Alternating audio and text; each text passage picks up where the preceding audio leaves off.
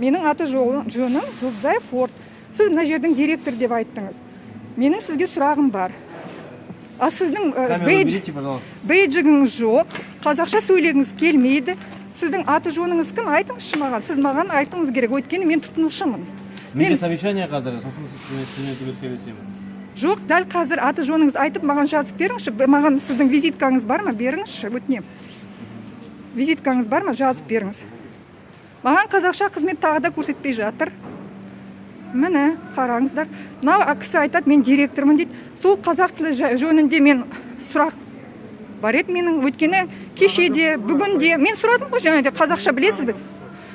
Мына кісіден сұрап тұрмын, бұл директор, енді кімнен сұраймын?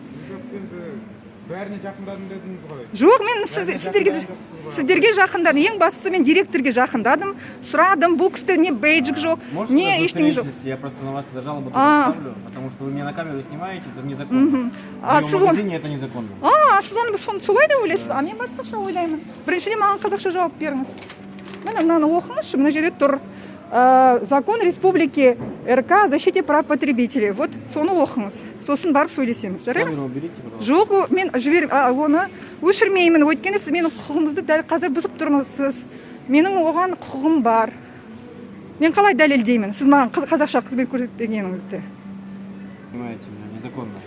А вы уверены, что незаконно? Ана жерде бәрі жазылып тұр. Тұтынушылардан құқығын қорғайтын заң 24-ші бап 1-12-ші тармақ. Қандай сұрағыңыз бар? Жоқ, мен ана кісіге сұрақ қойып тұрмын. Ол осы жердің директорымын деп жатыр ғой. Маған ешкім қызмет көрсетпей жатыр.